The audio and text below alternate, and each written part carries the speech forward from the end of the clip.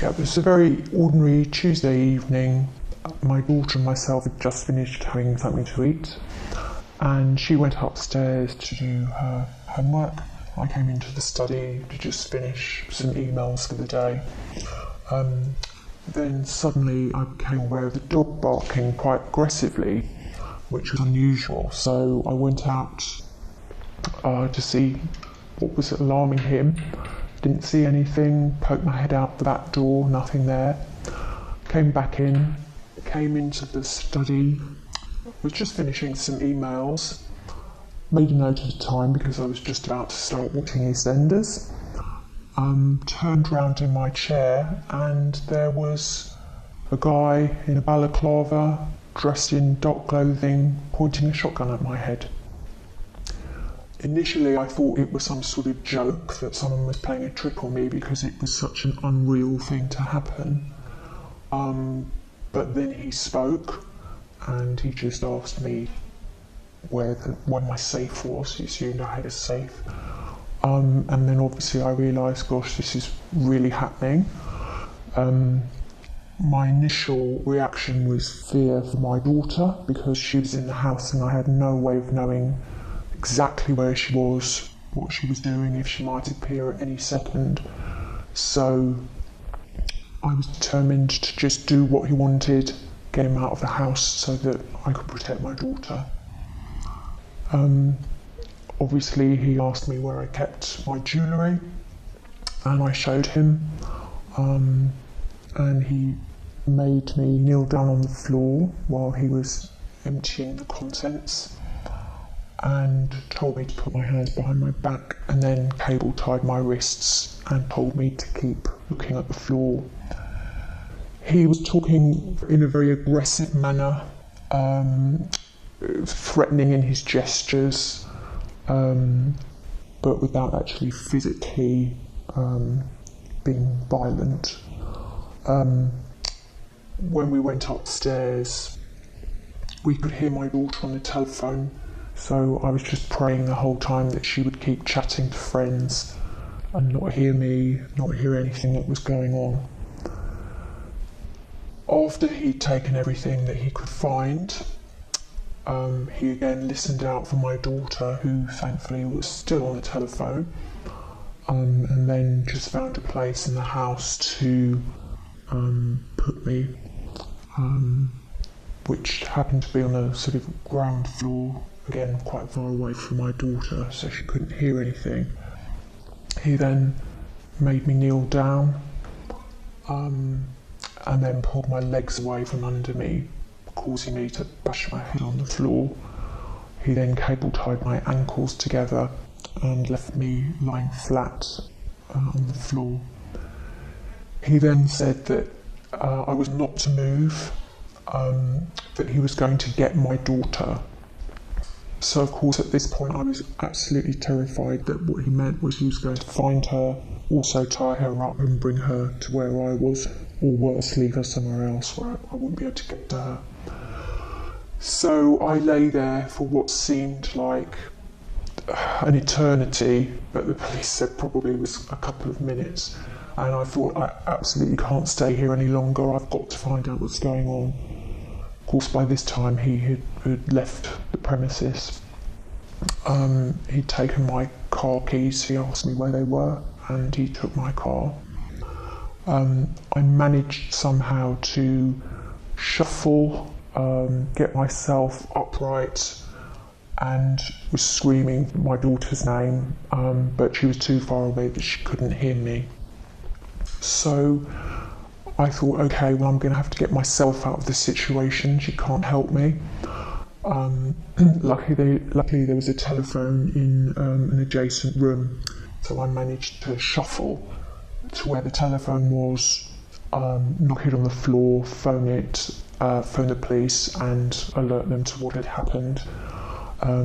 They were great. They stayed on the phone with me because I obviously told them I'm really frightened for my daughter, I can't hear her, I don't know where she is. They stayed on the phone the whole time until the police arrived. They obviously came in, released me, found my daughter upstairs, completely unharmed, but very, very shocked that there were police in the house. They obviously brought her down, and I explained to her as calmly as I could what had happened. And she was obviously very upset and very, very shocked, and just telephoned a friend to come over and stay with us. At that moment I was absolutely terrified because my daughter was in the house and I had no way of controlling that she might come in, she might call for me, I wouldn't be able to answer. I really, really didn't want her to be involved in it at all, and that was the motivation for trying to keep very calm and make sure this man left my house as soon as possible. He grabbed hold of the back of my cardigan and marched me upstairs, having asked me where I kept my jewellery. We heard my daughter as we went up the stairs chatting on the phone, so I think that made him wary of approaching her because she obviously was talking to somebody on the phone, which I was very relieved about. He then obviously asked me to empty all the contents of my safe and put a fist to my chin, telling me not to make any noise, not to make a fuss, and I took that as quite a threatening gesture. He then made me kneel down on the floor and he put my wrists behind my back and tied them with what I later discovered was cable ties. He tied them very tightly and it hurt me. And then he asked me, he kept repeating, just look at the floor, don't look at me, look at the floor.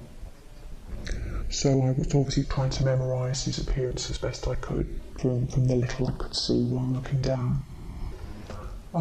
When he'd finished emptying everything that he could find, he then pulled me back up to go back downstairs.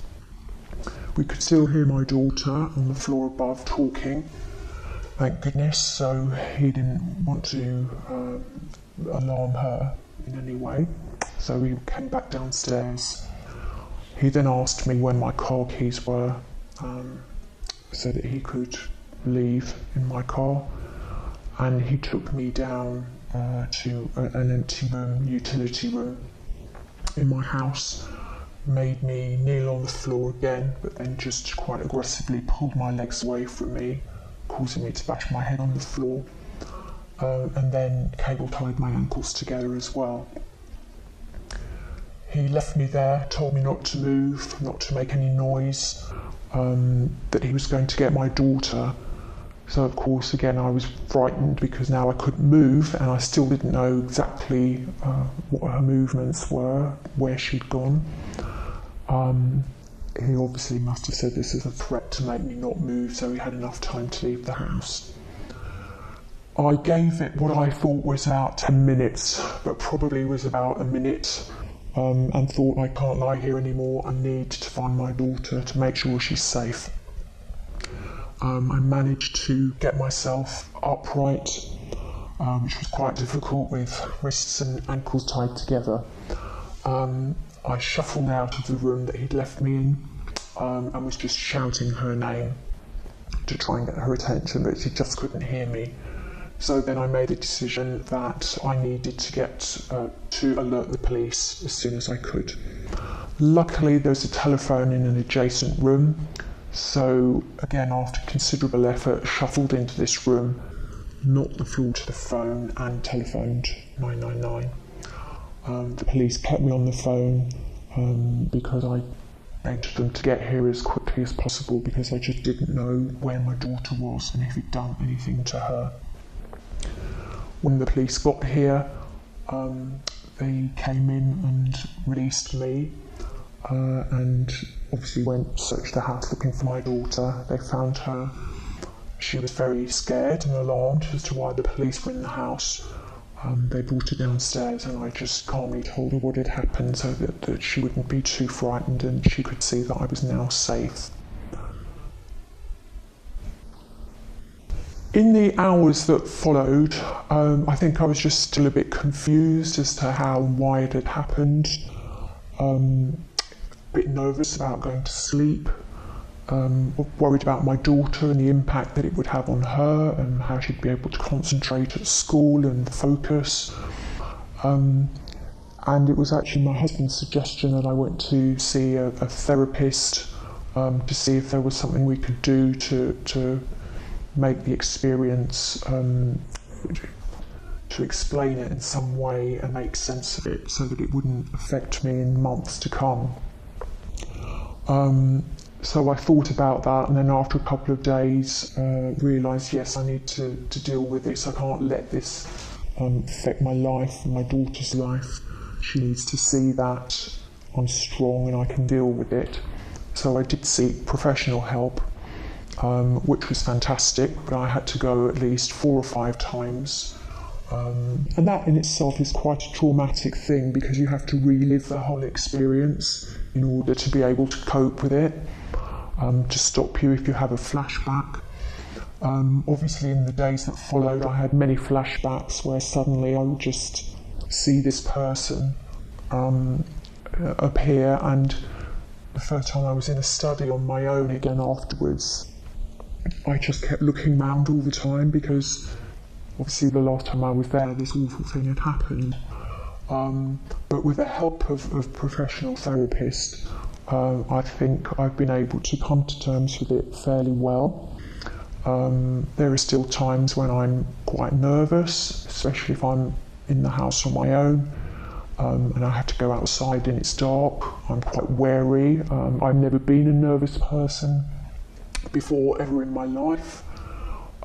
So that makes me quite angry that, you know, I've perhaps become something that I never was because of somebody else. My daughter is generally okay, but she again will not stay in the house on her own, and nor would I want her to be anymore, even if I'm just popping out for half an hour. She likes to be reassured that there's somebody here. It makes me very thoughtful about where I am, what I'm doing, who's here, what noises I can hear. So I'm very, very much more aware of what's going on. I was angry that had I dealt with it in the right way, how dare somebody just violate my home, especially when I had a child in the house.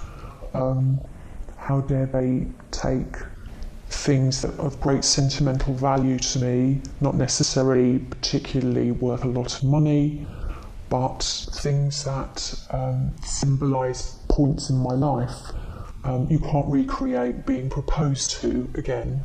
You can't recreate being given a gift when your children are born or your wedding anniversary.